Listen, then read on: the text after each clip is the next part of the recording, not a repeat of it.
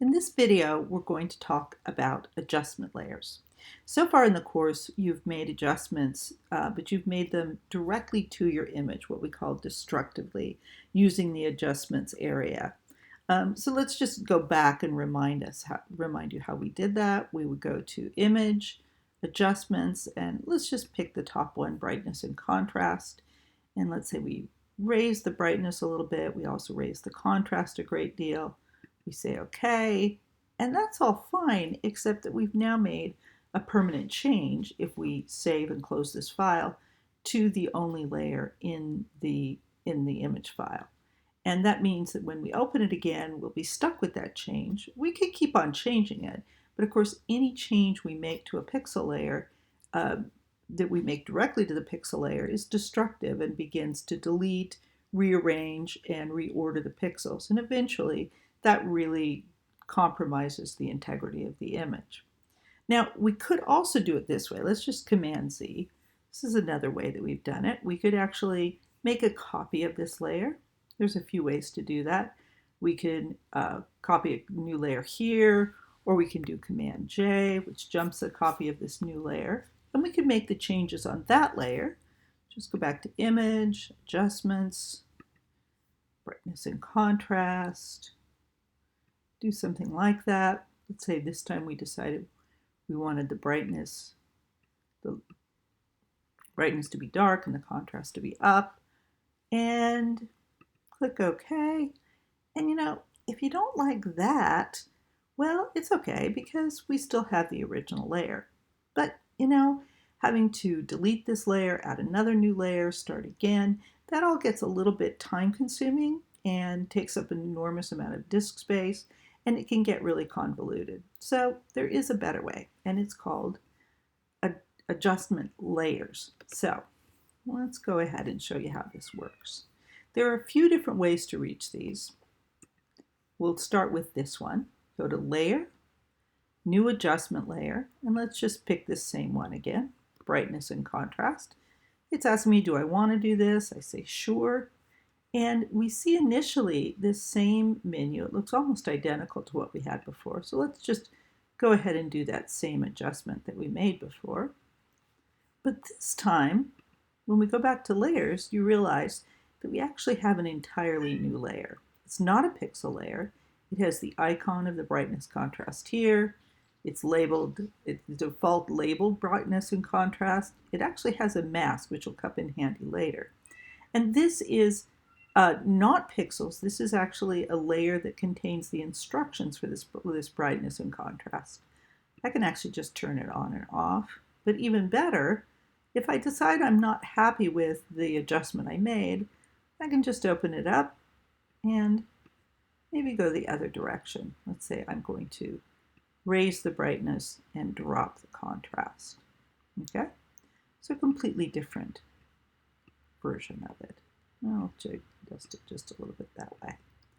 Okay? So again, whichever changes I've made, they're actually on that layer. They're not permanently embedded here. And I can continue to change them as I will. Let me show you a couple other adjustment layers and a couple other places where you can find them, because there's a number of different adjustment layers that you can make. I'll just take that one out. Now, the next area where you can find adjustment layers is in the adjustment layers panel. Right now it's up here. We could actually move it. We could put it anywhere we want. I can put it in the same area as the layers. So I just pop over to adjustments, and just as with anyone, if you can't find it, if it's not there, just go and make sure it's checked in your window, which it is. Now, when I go to these adjustment layers, I can actually scroll through. They have icons, and I'm going to pick a new one now. I'm going to pick Hue and Saturation. And just as before, this little window comes up.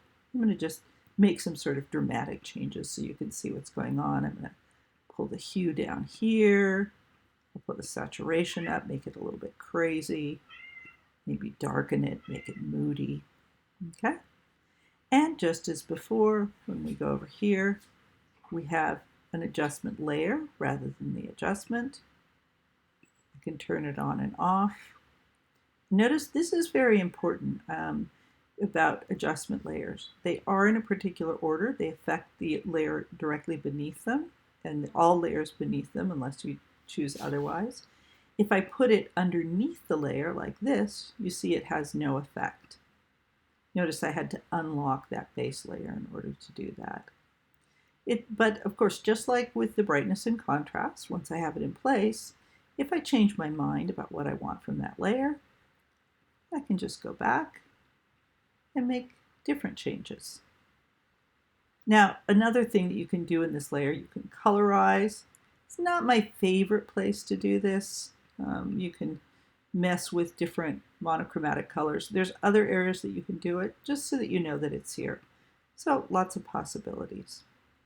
Okay, let's go back to our layers menu. I'm going to go ahead and delete that. And I want to show you the third place where you can grab this and point out a couple other things. There's a little icon here. Notice how it pops up, says create new fill or adjustment layer. Now, it has these 3 layers on the top. These are fill layers, and we're going to get to those later in the course. Right now, we're going to worry just about the adjustment layers, which are in these areas down here. Now, notice we have 4 groups. The top is the fill layers. We're going to bypass those for right now. The next one, starting with brightness and contrast, these are all about exposure. The next one, where we picked up hue and saturation, these are all about color. And the next one we're going to go to right now is black and white. But before we do, I'll point out down here a 4th little grouping.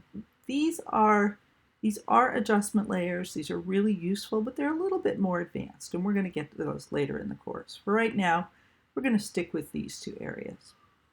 Let's go to the black and white layer because it works a little bit differently. It's still an adjustment layer, so it does work exactly like all the other layers. But you noticed when I picked the other layers, I actually had to, there was no change when I initially pulled them up, and I had to go in and actually make changes in order for us to see them.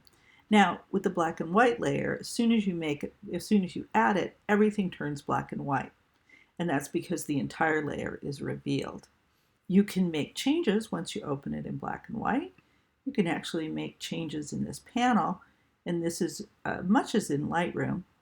This is actually making changes by lightening and darkening the colors. You can't see the colors, but they're still in the images. So we can do a lot there. We also can, this is another area where you can work with monochromatic. You can pull up the color picker, and you can play with intense colors, very subtle colors. So this is actually an area of that you can create monochromatic images that can be rather powerful. I'm going to cancel that out, come back, take the tint off. So those are adjustment layers. I want you to explore all of those layers, and in the next video I'm going to get a little bit deeper into how to a little bit more sophisticated in how we use adjustment layers coupled with masks, and get a little bit further into strategies for managing masks.